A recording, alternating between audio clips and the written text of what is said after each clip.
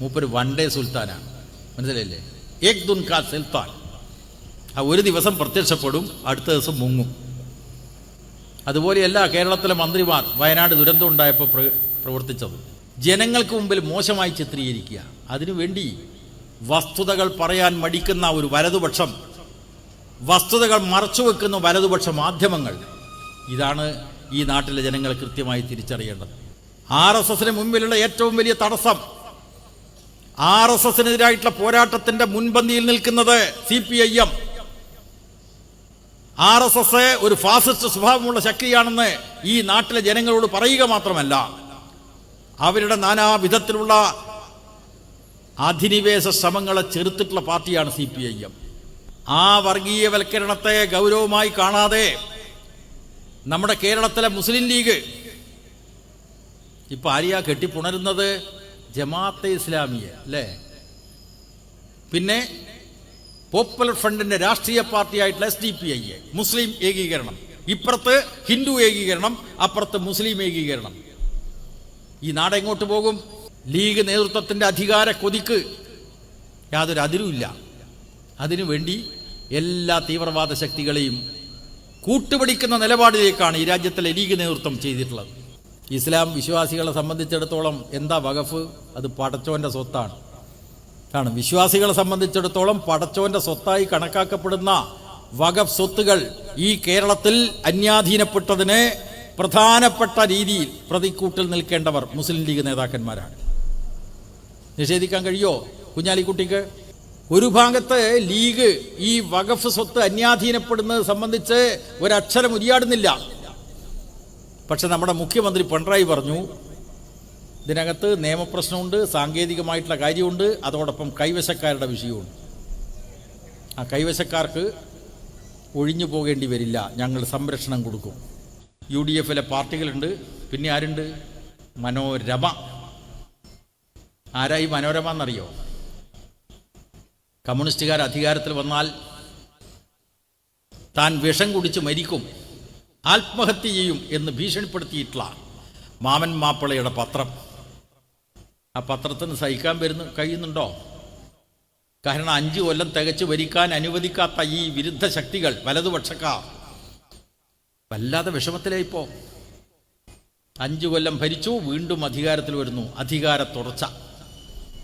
കോൺഗ്രസിന് സഹിക്കാൻ പറ്റുന്നില്ല, ലീഗിന് സഹിക്കാൻ പറ്റുന്നില്ല, മനോരമയ്ക്ക് സഹിക്കാൻ പറ്റുന്നില്ല, മാതൃഭൂമിക്ക് സഹിക്കാൻ പറ്റുന്നില്ല.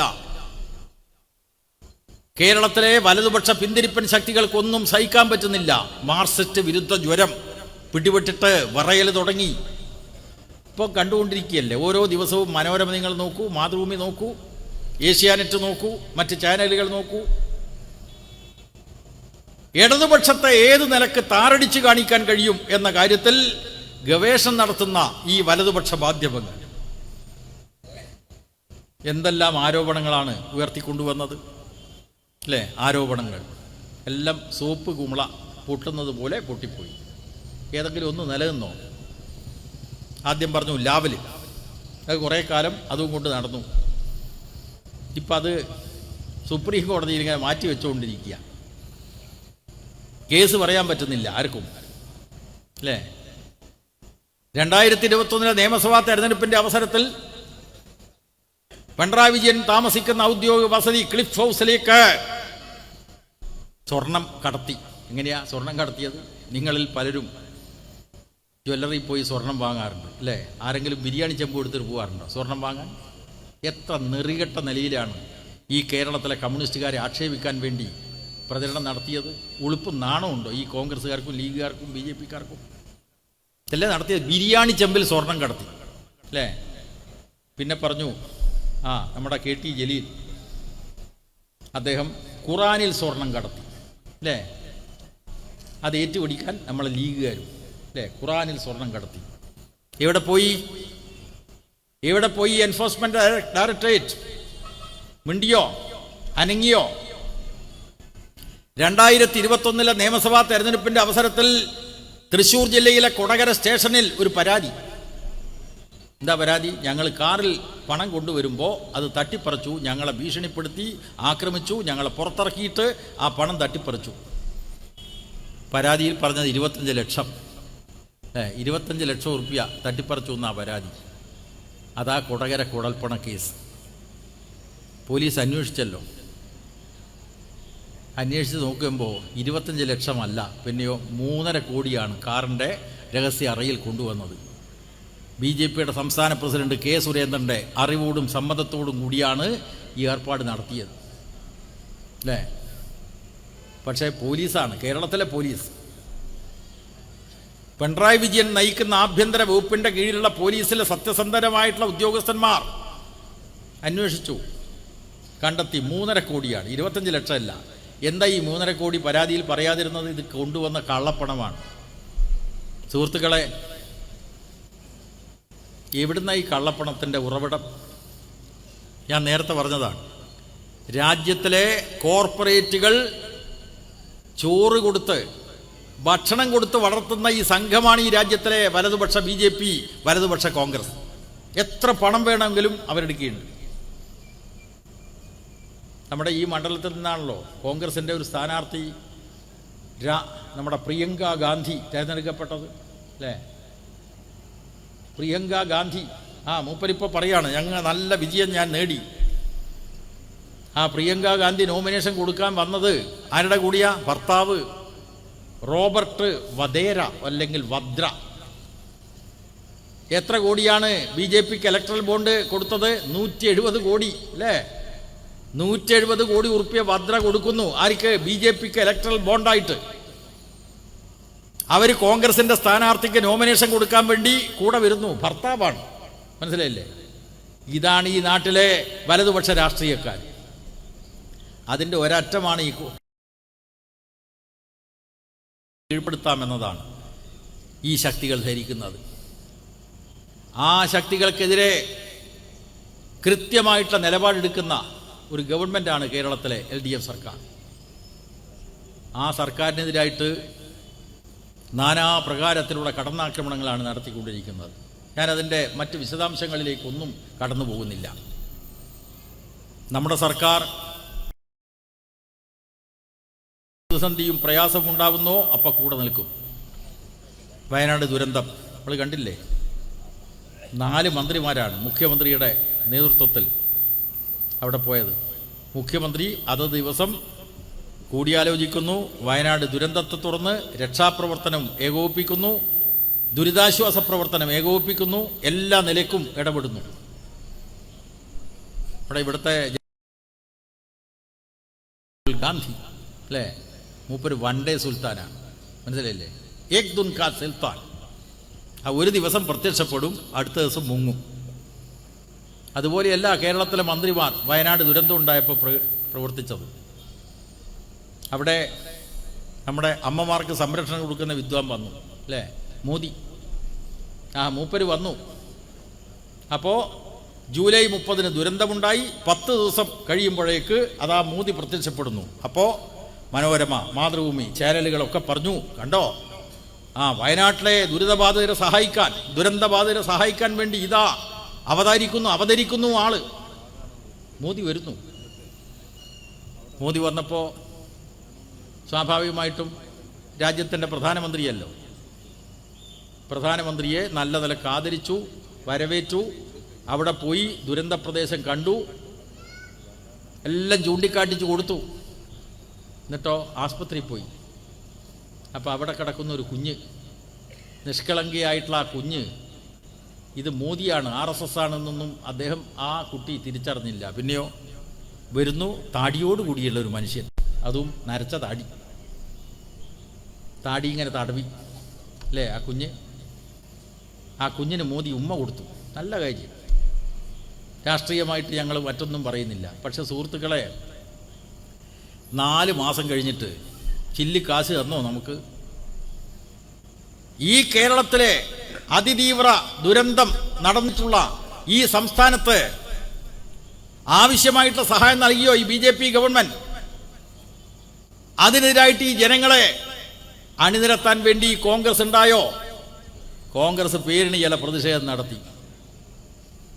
നമ്മുടെ സംസ്ഥാന ഗവൺമെന്റിനെ ഏതെല്ലാം നിലക്കാണ് ശ്വാസം മുട്ടിക്കാൻ BJP ഗവൺമെന്റ് ശ്രമിക്കുന്നത്? നമ്മുടെ വികസന പദ്ധതികൾ അട്ടിമറിക്കാൻ വേണ്ടി സംസ്ഥാനം എടുക്കുന്ന കടത്തിൻ്റെ പരിധി വെട്ടിക്കുറച്ചു. സംസ്ഥാനം എടുക്കുന്ന കടം ആ കടത്തിൻ്റെ പരിധിയിൽ ഉൾപ്പെടുത്തിയിട്ട് പെൻഷൻ കമ്പനിയുടെ പണം, പെൻഷൻ കമ്പനിയുടെ വായ്പ, അതുപോലെ കിഫ്ബിയുടെ വായ്പ എല്ലാം ഉൾപ്പെടുത്തി നമ്മളെ ശ്വാസം മുട്ടിച്ചു. പെൻഷൻ തുടർച്ചയായി കൊടുക്കാൻ കഴിയാത്തതിൻ്റെ പിന്നിൽ ഇതാണ്. ഇത് ഈ നാട്ടിലെ ജനങ്ങളോട് സത്യസന്ധമായി തുറന്നു പറയാൻ കോൺഗ്രസ് ഉണ്ടോ, ലീഗ് ഉണ്ടോ? ഒന്നുമില്ല. നമ്മുടെ ശക്തമായിട്ടുള്ള പ്രതിഷേധം ഉയർത്തി രാജ്ഭവനിലേക്ക് മാർച്ച് ഇടതുപക്ഷ ജനാധിപത്യ മുന്നണി എല്ലാ ജില്ലാ കേന്ദ്രങ്ങളിലും നമുക്ക് അർഹതമായത് കിട്ടണം, തരുന്നില്ല എന്ന് പറഞ്ഞുകൊണ്ട് നമ്മൾ പ്രതിഷേധമുയർത്തി. പിറ്റേ ദിവസം മനോരമ പത്രവും മാതൃഭൂമി പത്രവും നോക്കിയപ്പോൾ ഈ സംസ്ഥാനത്തിൻ്റെ താല്പര്യം ഉയർത്തിപ്പിടിക്കാൻ വേണ്ടി ആ പത്രങ്ങൾ തയ്യാറായോ? ഇല്ല, പത്രങ്ങളതൊന്നും തയ്യാറായില്ല. കേരള വിരുദ്ധമായിട്ടുള്ള നിലപാട് ഈ വലതുപക്ഷ രാഷ്ട്രീയക്കാരും വലതുപക്ഷ മാധ്യമങ്ങളും സ്വീകരിക്കുന്നതിൻ്റെ പിന്നിൽ എന്താണ്? ഒറ്റ കാര്യമേ ഉള്ളൂ, നമ്മളെ ദ്രോഹിക്കുക, കേരളത്തിലെ സർക്കാരിനെ ദ്രോഹിക്കുക. ഇടതുപക്ഷ ജനാധിപത്യ മുന്നണി സർക്കാരിനെ ജനങ്ങൾക്ക് മുമ്പിൽ മോശമായി ചിത്രീകരിക്കുക. അതിനുവേണ്ടി വസ്തുതകൾ പറയാൻ മടിക്കുന്ന ഒരു വലതുപക്ഷം, വസ്തുതകൾ മറച്ചുവെക്കുന്ന വലതുപക്ഷ മാധ്യമങ്ങൾ, ഇതാണ് ഈ നാട്ടിലെ ജനങ്ങൾ കൃത്യമായി തിരിച്ചറിയേണ്ടത്.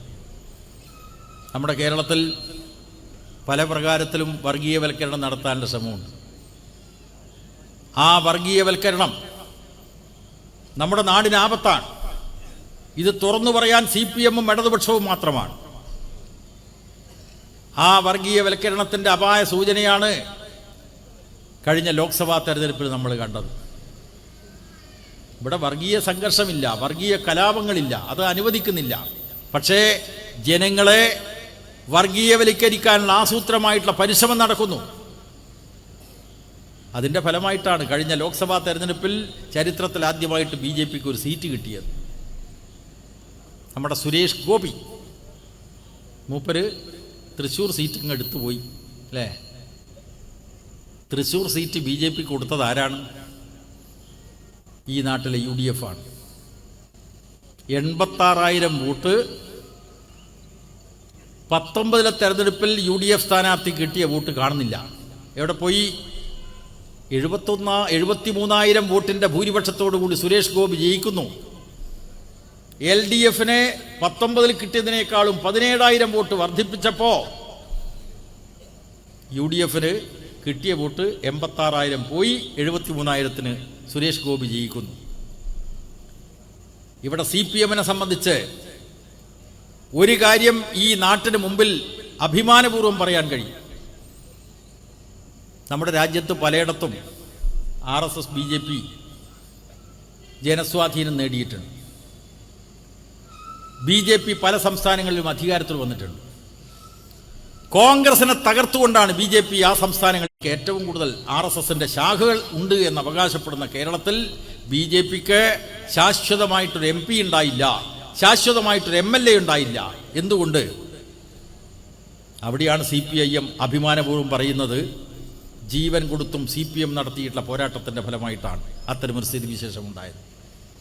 നിങ്ങൾ നോക്കൂ, മലപ്പുറം ജില്ല ഉൾപ്പെടെ CPM-ന്റെ 218 സഖാക്കളിയാണ് കഴിഞ്ഞ 50 വർഷത്തിനിടയിൽ RSS സംഘം കൊലപ്പെടുത്തിയത്.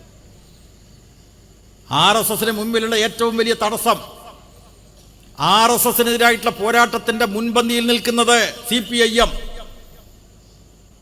RSS ഒരു ഫാസിസ്റ്റ് സ്വഭാവമുള്ള ശക്തിയാണെന്ന് ഈ നാട്ടിലെ ജനങ്ങളോട് പറയുക മാത്രമല്ല, അവരുടെ നാനാവിധത്തിലുള്ള അധിനിവേശ ശ്രമങ്ങളെ ചെറുത്തിട്ടുള്ള പാർട്ടിയാണ് CPIM.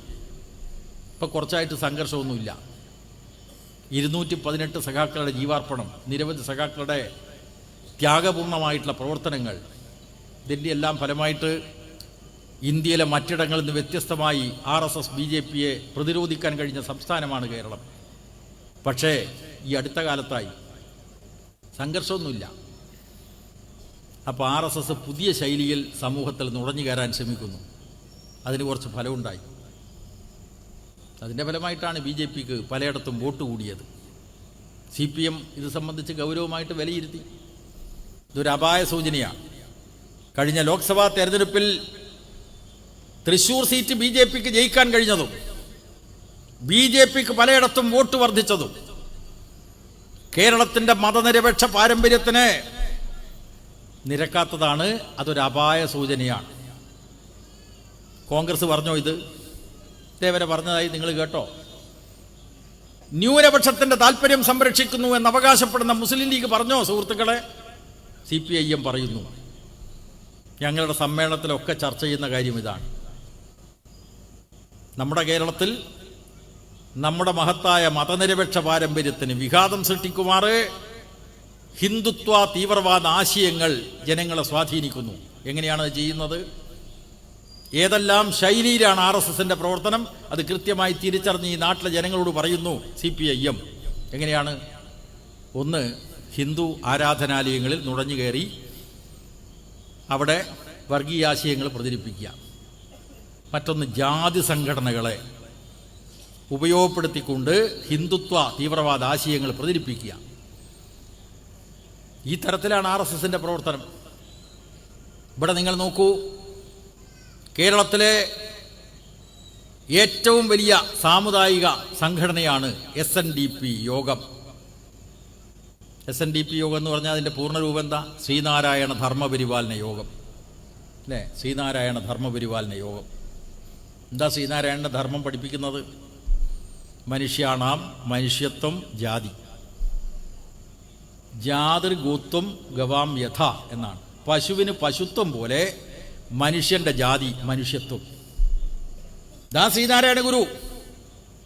ആ ശ്രീനാരായണ ഗുരുവിൻ്റെ ദർശനം പിന്തുടർന്നുകൊണ്ട് നമ്മുടെ പാരമ്പര്യത്തിൽ തന്നെ ഉൾച്ചേർന്നിട്ടുള്ള മതനിരപേക്ഷതയെ തകർക്കാൻ വേണ്ടി ഇന്ന് ജാതി സംഘടനകളെ, സമുദായ സംഘടനകളെ ഫലപ്രദമായിട്ട് ഉപയോഗിക്കുന്നു. വലിയ ജാതി സംഘടനകളെ മാത്രമല്ല, കൊച്ചു കൊച്ചു ജാതി സംഘടനകളെ പോലും RSSൻ്റെ പ്രചാരത്തിന് വേണ്ടി പ്രയോജനപ്പെടുത്തുന്നു. ഇത് നാട്ടിലെ ജനങ്ങളോട് തുറന്നു പറഞ്ഞത് CPM മാത്രം. വേറെ ഒരു പാർട്ടി പറയുന്നുണ്ടോ? SNDP യോഗത്തിൻ്റെ ജനറൽ സെക്രട്ടറി ഇപ്പോൾ മൈസൂരിൽ പോയിട്ടൊരു പ്രസംഗം നടത്തിയത് നിങ്ങൾ ശ്രദ്ധിച്ചിരിക്കും. മൈസൂർ പ്രസംഗത്തിൽ ഈയിടെ കഴിഞ്ഞ കുറച്ച് ദിവസം മുമ്പാണ്. അദ്ദേഹം പറഞ്ഞു, നായാടി മുതൽ നസ്രാണി വരെ യോജിക്കണം എന്നാണ്. മനസ്സിലായില്ലേ? അപ്പോൾ BJPക്കാരുടെ അജണ്ട എങ്ങനെയാണ് ഈ വെള്ളാപ്പള്ളി നടേശൻ ഏറ്റെടുക്കുന്നത്? BJPക്കാരുടെ മുദ്രാവാക്യം എന്താണ്? നായാടി മുതൽ നമ്പൂതിരി വരെ യോജിക്കണം എന്നാണ്. അപ്പം നായാടിക്കും ആവേശം. സുഹൃത്തുക്കളെ, ആരായി നായാടി? നമ്മൾ ചരിത്രത്തിലേക്ക് തിരിഞ്ഞു നോക്കിയാൽ ആരായി നായാടി? നായാടി മറ്റ് ജാതിക്കാരുടെ മുമ്പിൽ ദൃഷ്ടിയിൽപ്പെട്ടാൽ പോലും ദോഷമുള്ള വിഭാഗമായിട്ട് കണക്കാക്കപ്പെട്ടവരാണ്. അതാ നായാടി. അപ്പം നായാടി മുതൽ നമ്പൂതിരി വരെ യോജിക്കണം എന്ന് BJP മുദ്രാവാക്യം വന്നപ്പോൾ നായാടിക്കൊരു അഭിമാനം കൂടി. കാരണം എന്താ? മരത്തിൻ്റെ മറക്ക് പിന്നിൽ, അല്ലെങ്കിൽ കൈതക്കൂട്ടത്തിൻ്റെ മറക്ക് പിന്നിലിരുന്ന് ഭിക്ഷയാചിച്ചിരുന്ന ആ പഴയ നായാടി, അതറിയാവുന്ന ഇപ്പോഴത്തെ നായാടി വിഭാഗത്തിൽപ്പെട്ട ആളുകൾ, അവർക്ക് കുറച്ച് കരുത്ത് കൂടുകയാണ്. ഞാൻ ഹിന്ദു ആയിരിക്കുന്നു എന്നതാണ് അവരുടെ തെറ്റായ തോന്നൽ. എല്ലാ വിഭാഗങ്ങളും ഇങ്ങനെയാണ്. അതാണ്, ഹിന്ദുവായി കഴിഞ്ഞിരിക്കുന്നു ഈ ജാതി വിഭാഗങ്ങൾ. നായാടിയെക്കുറിച്ച് നമ്മുടെ രാഷ്ട്രപിതാവായിട്ടുള്ള മഹാത്മാഗാന്ധിക്ക് ഒരു അനുഭവം ഉണ്ടായി. അദ്ദേഹം 5 തവണയാണ് കേരളം സന്ദർശിച്ചത്. ഒരു തവണ പാലക്കാട് വന്നപ്പോൾ രാവിലെ ഒരു മനുഷ്യൻ്റെ ദയനീയമായിട്ടുള്ള ശബ്ദം കേട്ടു.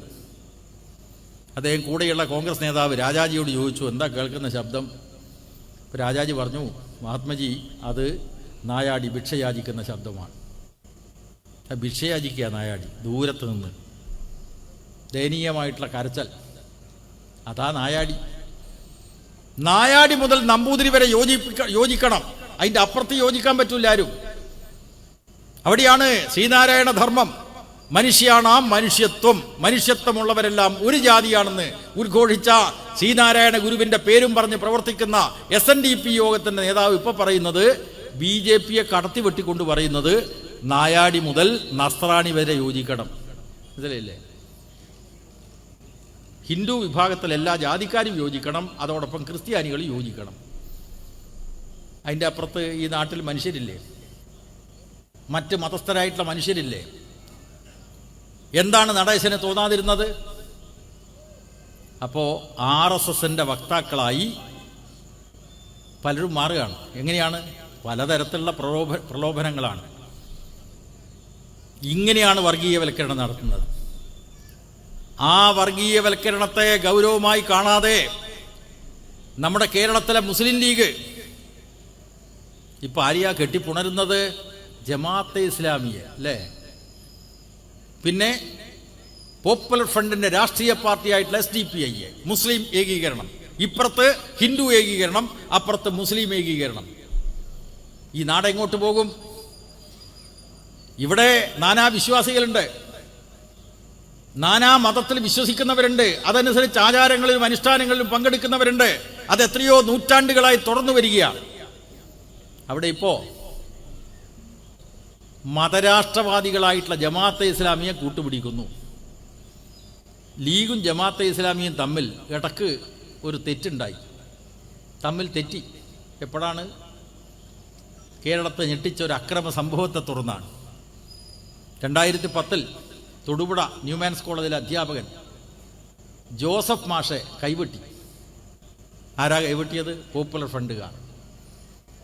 എന്തേ കുറ്റാരോപണം? അദ്ദേഹം ചോദ്യപേപ്പർ തയ്യാറാക്കുമ്പോൾ നബി തിരുമേനിയെ ആക്ഷേപിച്ചു, മതനിന്ദ നടത്തി എന്നുള്ള ആക്ഷേപം. നമ്മുടെ മലയാളത്തിലൊരു പത്രമുണ്ട്, മാധ്യമം, ജമാഅത്തെ ഇസ്ലാമിയുടെ പത്രമാണ്. പക്ഷേ ആ ജമാഅത്തെ ഇസ്ലാമിയുടെ നാവാണ് എന്നുള്ള അതിൻ്റെ അസ്തിത്വം മറച്ചുവെച്ചുകൊണ്ടാണ് മാധ്യമം നമ്മുടെ നാട്ടിൽ പ്രചരിച്ചത്. പക്ഷേ വേണ്ട സന്ദർഭത്തിൽ നല്ല രീതിയിൽ വർഗീയ വിദ്വേഷം പ്രചരിപ്പിക്കാൻ മടി കാണിക്കാത്ത ഒരു പത്രമാണ് മാധ്യമം. ജോസഫ് മാഷയുടെ കൈവെട്ടിലേക്ക് എത്തിയിട്ടുള്ള അക്രമ സംഭവത്തിന് പ്രേരണ നൽകും വിധം മാധ്യമം പത്രത്തിൽ വാർത്ത വന്നതിൻ്റെ അടിസ്ഥാനത്തിൽ വലിയ നിലക്ക് എതിർപ്പുണ്ടായി. മുസ്ലിം സമുദായത്തിൽ തന്നെ, ലീഗ് അണികളിൽ തന്നെ എതിർപ്പുണ്ടായി. ലീഗുകാർ കോട്ടക്കലിൽ മതസംഘടനാ യോഗം വിളിച്ചു. അതിൽ പക്ഷേ ജമാഅത്തെ ഇസ്ലാമി ഒഴിവാക്കി. നല്ല കാര്യം. ലീഗ് അന്ന് ചെയ്തത് സ്വാഗതാർഹമായിട്ടുള്ള കാര്യമായിരുന്നു. പക്ഷെ ജമാഅത്തെ ഇസ്ലാമിക്കാർ ചൊടിച്ചു. അവരതിന് കൃത്യമായി ലീഗിന് തലക്ക് ഒരു കിഴുക്ക് കൊടുത്തു അല്ലേ? ആ യോഗത്തെപ്പറ്റി പരിഹസിച്ചിട്ട് മാധ്യമം പത്രം എഴുതി തീവ്രവാദത്തിനെതിരായിട്ടുള്ള കോട്ടക്കൽ കഷായം അല്ലേ? കയ്പുള്ള കഷായമാണ് കോട്ടക്കലിൽ നിന്ന് ഉണ്ടാക്കുക. തീവ്രവാദത്തിനെതിരായിട്ടുള്ള കോട്ടക്കൽ കഷായം എന്ന് പരിഹസിച്ച് ലേഖനം എഴുതിയപ്പോൾ ലീഗിനും തോന്നി ഈ കയ്പുള്ള കഷായം കുറച്ച് കുടിച്ചു കളിയാണ്. അവരുടെ നിലപാട് മാറ്റിയല്ലോ. തുടർന്ന് ഇങ്ങോട്ട് എല്ലാ തെരഞ്ഞെടുപ്പുകളിലും ലീഗ് കൂട്ടണം, ജമാഅത്തെ ഇസ്ലാമി കൂട്ടണം, പോപ്പുലർ ഫ്രണ്ട്. ഇപ്പോൾ പാലക്കാട് ഉപതെരഞ്ഞെടുപ്പിലടക്കം കണ്ടതാണല്ലോ മുസ്ലിം ഏകീകരണം. ഈ നാട്ടിലെ മുസ്ലിം ലീഗിലെ സാധാരണക്കാരായിട്ടുള്ള ആളുകൾ ചിന്തിക്കണം. മുസ്ലിം സമുദായത്തിലെ മഹാഭൂരിപക്ഷം ആളുകളും ജമാഅത്തെ ഇസ്ലാമിക്കെതിരാണ്. മൗദൂദിയുടെ നയങ്ങളെ, മൗദൂദിയുടെ പ്രത്യയശാസ്ത്രത്തെ എതിർക്കുന്നവരാണ് മുസ്ലിം ബഹുജനങ്ങളിൽ മഹാഭൂരിപക്ഷവും. അത് ലീഗിനും ബാധകമാണ്.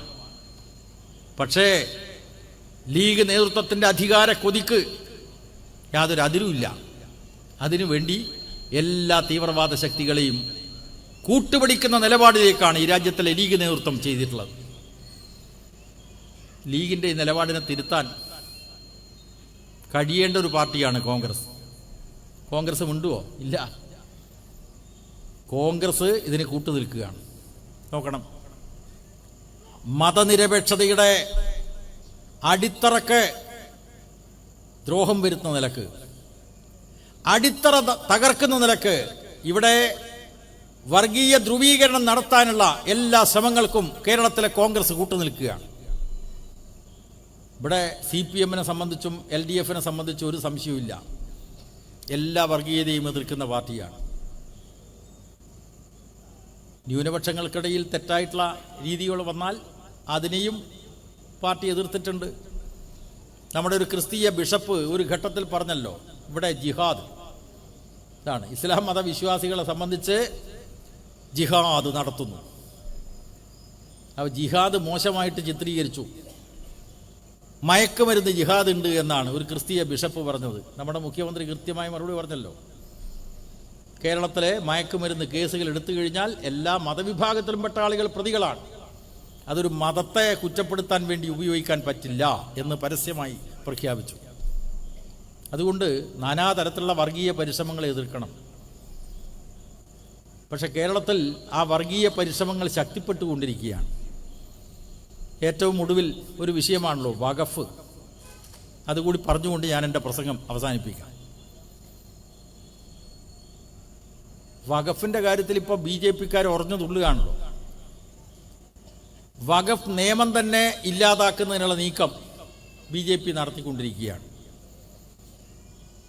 ഇസ്ലാം മതവിശ്വാസികളെ സംബന്ധിച്ചിടത്തോളം എന്താണ് വഖഫ് എന്ന് വിശദീകരിക്കേണ്ട യാതൊരു ആവശ്യമില്ല.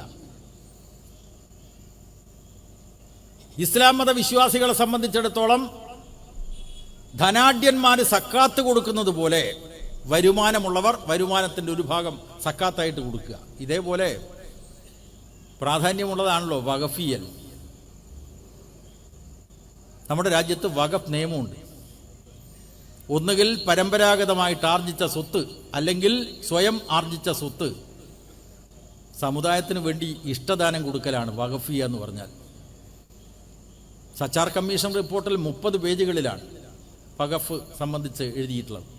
രാജ്യത്തുടനീളം വഖഫ് ചെയ്യപ്പെട്ട സ്വത്ത് അന്യാധീനപ്പെടുന്നു. രാജ്യത്തുടനീളമുണ്ട്, കേരളത്തിലുണ്ട്.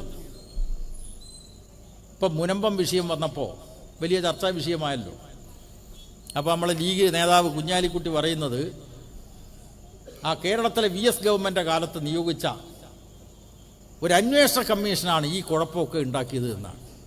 മനസ്സിലായില്ലേ? അവിടെയും ഇടതുപക്ഷത്തെ കുറ്റപ്പെടുത്താൻ ആര്? നമ്മളെ കുഞ്ഞാലിക്കുട്ടി, ലീഗിൻ്റെ നേതാവ്. VS അച്യുതാനന്ദൻ കേരളത്തിൻ്റെ മുഖ്യമന്ത്രിയായിട്ട ഘട്ടത്തിൽ വഖഫ് ഭൂമി, വഖഫ് സ്വത്ത് അന്യാധീനപ്പെടുന്നത് സംബന്ധിച്ച് ഒട്ടനവധി പരാതികൾ വന്നിട്ടുണ്ട്. ഇസ്ലാം വിശ്വാസികളെ സംബന്ധിച്ചിടത്തോളം എന്താ വഖഫ്? അത് പടച്ചോൻ്റെ സ്വത്താണ്. വിശ്വാസികളെ സംബന്ധിച്ചിടത്തോളം പടച്ചോൻ്റെ സ്വത്തായി കണക്കാക്കപ്പെടുന്ന വഖഫ് സ്വത്തുകൾ ഈ കേരളത്തിൽ അന്യാധീനപ്പെട്ടതിന് പ്രധാനപ്പെട്ട രീതിയിൽ പ്രതിക്കൂട്ടിൽ നിൽക്കേണ്ടവർ മുസ്ലിം ലീഗ് നേതാക്കന്മാരാണ്. നിഷേധിക്കാൻ കഴിയോ കുഞ്ഞാലിക്കുട്ടിക്ക്? അതാ VS ഗവൺമെന്റ് നിയോഗിച്ച ജസ്റ്റിസ് മുൻ ജഡ്ജി MA നിസാർ കമ്മീഷൻ അന്വേഷിച്ചിട്ട് ഗവൺമെന്റ് റിപ്പോർട്ട് കൊടുത്തു. വഖഫ് ഭൂമി അന്യാധീനപ്പെട്ടിരിക്കുന്നു, വഖഫ് സ്വത്തുകൾ തിരിമറി ചെയ്തിരിക്കുന്നു. ആ അന്വേഷണ റിപ്പോർട്ടിൽ ഒരു ഭാഗം മാത്രം ഞാനിവിടെ സൂചിപ്പിക്കാം. വഖഫ് സ്വത്തിൽ നിന്നുള്ള വരുമാനം ആർക്കാണ് കൊടുക്കേണ്ടത്? ലീഗുകാരെ, അനാഥന്മാർക്ക്, അല്ലേ? യത്തീംഖാനകൾക്ക്. സുപ്രീം കോടതി വിധി അനുസരിച്ച് വിവാഹമോചിതയായിട്ടുള്ള ആളുകൾക്ക് നഷ്ടപരിഹാരം കൊടുക്കാനൊക്കെ ഉപയോഗിക്കേണ്ട സ്വത്ത് ഈ ലീഗിന്റെ നേതൃത്വത്തിലുള്ള വഖഫ് ബോർഡ് കേരളത്തിൽ അധികാരത്തിലുള്ള സമയത്ത് എന്താ ചെയ്തത്? അവര് ആ റിപ്പോർട്ടിലെ ഒരു ഭാഗം ഈ വഖഫ് സ്വത്ത് ഇല്ലേ വരുമാനം 50,000 ഉറുപ്പിക, 50,000 എന്ന് പറഞ്ഞാൽ 5 ലക്ഷത്തിൻ്റെ വിലയുണ്ട്. ഏത്? അന്ന് വർഷങ്ങൾക്ക് മുമ്പാണ്. ആ ലീഗിൻ്റെ കണ്ണൂർ ജില്ലാ കമ്മിറ്റിക്ക് സോവനീർ അടിക്കാൻ കൊടുത്തു. മനസ്സിലായില്ലേ? പടച്ചോൻ്റെ സ്വത്തെ നോക്കണം നിങ്ങൾ. ഇതാ ലീഗ്.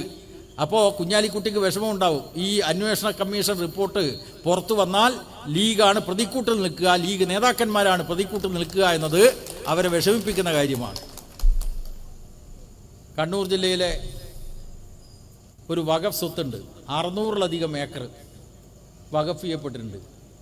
ഇപ്പോൾ 1937 സ്വാതന്ത്ര്യം കിട്ടുന്നതിന് 10 വർഷങ്ങൾക്ക് മുമ്പ് വഖഫ് ചെയ്യപ്പെട്ട ഒരു സ്വത്ത് 600 ഏക്കർ ഭൂമി തളിപ്പറമ്പ് ടൗണിൽ കണ്ണായ സ്ഥലത്ത് ഇപ്പോൾ 60 ഏക്കറാണ്. അവിടെ പോയി എല്ലാം പടച്ചോൻ്റെ സ്വത്ത്, സ്വാം ഗുരുനായ, അല്ലേ? ലീഗ് നേതാക്കന്മാർ. അപ്പോൾ വിഷമം ഉണ്ടാവും. ഇതൊക്കെ പുറത്തു വരുമ്പോൾ വിഷമം ഉണ്ടാവും. ഒരു ഭാഗത്ത് ലീഗ് ഈ വഖഫ് സ്വത്ത് അന്യാധീനപ്പെടുന്നത് സംബന്ധിച്ച് ഒരക്ഷരം ഉരിയാടുന്നില്ല. പക്ഷെ നമ്മുടെ മുഖ്യമന്ത്രി പിണറായി പറഞ്ഞു ഇതിനകത്ത് നിയമപ്രശ്നമുണ്ട്, സാങ്കേതികമായിട്ടുള്ള കാര്യമുണ്ട്, അതോടൊപ്പം കൈവശക്കാരുടെ വിഷയമുണ്ട്. ആ കൈവശക്കാർക്ക് ഒഴിഞ്ഞു പോകേണ്ടി വരില്ല, ഞങ്ങൾ സംരക്ഷണം കൊടുക്കും. മുഖ്യമന്ത്രി പ്രഖ്യാപിച്ചല്ലോ. അപ്പോൾ BJP-ക്കാർ ഹിന്ദു ഐക്യവേദിയായിട്ട് രംഗത്ത് വരികയാണ്. വഖഫ് ഭീകരത, മനസ്സിലായില്ലേ? ഒരു മതവിഭാഗത്തിൻ്റെ വിശ്വാസത്തിനെതിരായിട്ട് നേരിട്ട് കടന്നാക്രമണം നടത്തുന്ന നിലക്ക് BJP വരുമ്പോൾ കോൺഗ്രസ് ഉണ്ടണ്ടേ? കോൺഗ്രസ് അനങ്ങുന്നില്ല. ലീഗ് ഉണ്ടണ്ടേ? ലീഗ് പറഞ്ഞാൽ എന്തായിരിക്കും? ഈ MA നിസാർ കമ്മീഷൻ്റെ റിപ്പോർട്ടിലെ ഭാഗങ്ങളൊക്കെ പുറത്തു വരും. ഈ കേരളത്തിലെ വഖഫ് സ്വത്തുകൾ അന്യാധീനപ്പെട്ടതിന് ഉത്തരവാദികളായിട്ടുള്ള ലീഗിൻ്റെ കണക്കുകൾ, ലീഗിൻ്റെ കള്ളികൾ പുറത്തു വരും. അതുകൊണ്ട് അവരും മിണ്ടുന്നില്ല. ഇപ്പോൾ SDPI-ക്കാർ തുടങ്ങിയിട്ടുണ്ട് മദ്രസ വഖഫ്. പക്ഷെ വർഗീയത ശക്തിപ്പെടുത്താനാണ് അവരുടെ ശ്രമം. പക്ഷെ നമ്മുടെ കേരളത്തിലെ മുഖ്യമന്ത്രി കൃത്യമായി പറഞ്ഞു, വഖഫ് സ്വത്തുക്കളെ സംബന്ധിച്ചിടത്തോളം നിയമപരമായിട്ടുള്ള പ്രശ്നമുണ്ട്. കാരണം ഹൈക്കോടതിയുടെ വിധിയുണ്ട്. ഹൈക്കോടതി വിധി പറഞ്ഞിട്ടുണ്ട്, കൈവശക്കാർക്ക് നികുതി അടക്കാനുള്ള സൗകര്യം ചെയ്തു കൊടുത്ത സർക്കാരിൻ്റെ ഉത്തരവ് ഹൈക്കോടതി ഡിവിഷൻ ബെഞ്ച് റദ്ദാക്കിയിട്ടുണ്ട്. അതുകൊണ്ട് നിയമപരമായിട്ടുള്ള പ്രശ്നമുണ്ട്. അതേസമയം കൈവശക്കാരൊന്നുകൊണ്ടും പേടിക്കണ്ട. അത് കമ്മ്യൂണിസ്റ്റ് പാർട്ടിയുടെ നിലപാടാണ്. അത് വഖഫിൻ്റെ സ്വത്തായാലും തിരക്കേടില്ല, ഇപ്പുറത്ത് ദേവസ്വം ഭൂമിയായാലും തിരക്കേടില്ല. പല കാരണങ്ങളാൽ അവരുടെ കൈവശം വന്നു, 20-30 വർഷവുമായിട്ട് താമസിക്കുന്നു. അവരുടെ വിഷയം പ്രത്യേകമായിട്ട് പരിഗണിക്കും. മുഖ്യമന്ത്രി അത് പറഞ്ഞിട്ടുണ്ടല്ലോ. ഇതിനൊരു ചരിത്രപരമായിട്ടുള്ള പിൻബലമുണ്ട്, അത് മനസ്സിലാക്കണം. ഈ നാട്ടിലെ കൈവശ കൃഷിക്കാർക്ക് വേണ്ടി എല്ലാ കാലത്തും പോരാടിയത് കമ്മ്യൂണിസ്റ്റ് പാർട്ടി, കർഷക പ്രസ്ഥാനം. BJP-ക്കാർ ഇതിനെ വർഗീയവൽക്കരിക്കാനാണ് ശ്രമിക്കുന്നത്. ആ BJP-ക്കാരോട് പറയാം, കൊട്ടിയൂരിലെ ദേവസ്വം ഭൂമി കാരണം ആയിരക്കണക്കിന് ഏക്കർ ഭൂമിയാണ് കൊട്ടിയൂർ ദേവസ്വത്തിൻ്റെ വകയായി ഉണ്ടായിരുന്നത്. അവിടെ തിരുവിതാംകൂറിൽ നിന്നും കൊച്ചിയിൽ നിന്നും കൃഷിക്കാർ വന്നു, കുടിയേറ്റ കൃഷിക്കാർ. അവരവിടെ കാട് വെട്ടിത്തെളിച്ചു, അവിടെ ഫലഭൂയിഷ്ടമായിട്ടുള്ള ഭൂമിയാക്കി മാറ്റി. അവർക്ക് വർഷങ്ങൾക്ക് ശേഷം ദേവസ്വം ബോർഡിൻ്റെ നോട്ടീസ്, കൊട്ടിയൂർ ദേവസ്വത്തിൻ്റെ നോട്ടീസ് വന്നു ഒഴിപ്പിക്കാൻ. അന്ന് മഹാനായിട്ടുള്ള AKG-യാണ് ഓടിയെത്തിയത് കുടിയേറ്റ കൃഷിക്കാർക്ക് വേണ്ടി പോരാടാൻ. AKG ഓടിയെത്തിയപ്പോൾ 1959 EMS ഗവൺമെന്റിനെതിരായി വിമോചന സമരത്തിൻ്റെ ഭാഗമായി അണിനിരന്നിട്ടുള്ള ഒരു പ്രധാനപ്പെട്ട ക്രിസ്തീയ പുരോഹിതൻ ഈ കുടിയേറ്റ കൃഷിക്കാരുടെ കണ്ണീരൊപ്പാൻ വന്നു. അദ്ദേഹം കണ്ടു കമ്മ്യൂണിസ്റ്റുകാരാണ് കുടിയേറ്റ കൃഷിക്കാർക്ക് വേണ്ടി പോരാടുന്നത്. ആ ഫാദർ വടക്കൻ ആരായിരുന്നു സുഹൃത്തുക്കളെ? ഈ കോൺഗ്രസ് പറയുന്നതും കേട്ട് EMS ഗവൺമെന്റിനെതിരായിട്ട് എല്ലാ നുണകളും പ്രചരിപ്പിച്ച ഒരു പ്രഭാഷകനായിരുന്നു ഫാദർ വടക്കൻ. AKG-യും ഫാദർ വടക്കനും യോജിച്ചു കൊട്ടിയൂരിലെ കൃഷിക്കാരുടെ കൈവശ ഭൂമി സംരക്ഷിക്കാൻ. അതുകൊണ്ട് സഖാവ് പിണറായി കൈവശക്കാരെ ഒഴിപ്പിക്കില്ല എന്ന് പ്രഖ്യാപിക്കുന്നതിന് ചരിത്രത്തിൻ്റെ പിൻബലമുണ്ട്. അത് കമ്മ്യൂണിസ്റ്റ് പ്രസ്ഥാനത്തിൻ്റെയും കർഷക പ്രസ്ഥാനത്തിൻ്റെയും നിലപാടുമായി ഒത്തുപോകുന്നതാണ്.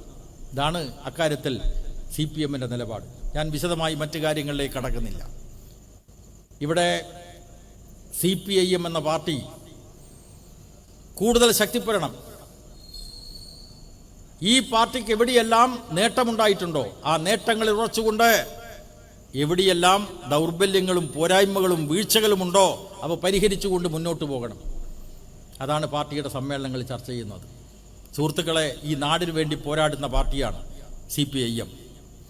ഈ പാർട്ടിയെ സംരക്ഷിക്കേണ്ട ഉത്തരവാദിത്വം CPM ബന്ധുക്കൾക്ക് മാത്രമല്ല, രാജ്യത്തിലെ ജനാധിപത്യത്തെയും മതനിരപേക്ഷതയെയും സാമൂഹ്യ നീതിയെയും സംരക്ഷിക്കണം. ഈ രാജ്യം ഇന്നത്തെ നിലയിൽ തന്നെ നിലനിൽക്കണമെന്ന് ആഗ്രഹിക്കുന്ന എല്ലാവരുടെയും പിന്തുണ CPM-നുണ്ടാവണം. CPM നടത്തുന്ന ഈ പ്രവർത്തനങ്ങൾക്ക് അത്തരത്തിലുള്ള പിന്തുണ ഉണ്ടാവണം എന്ന് എല്ലാവരോടും അഭ്യർത്ഥിച്ചുകൊണ്ട് ഒരിക്കൽ കൂടി നിങ്ങളെയെല്ലാം അഭിവാദ്യം ചെയ്യുന്നു. ഞാൻ അവസാനിപ്പിക്കുന്നു. നന്ദി.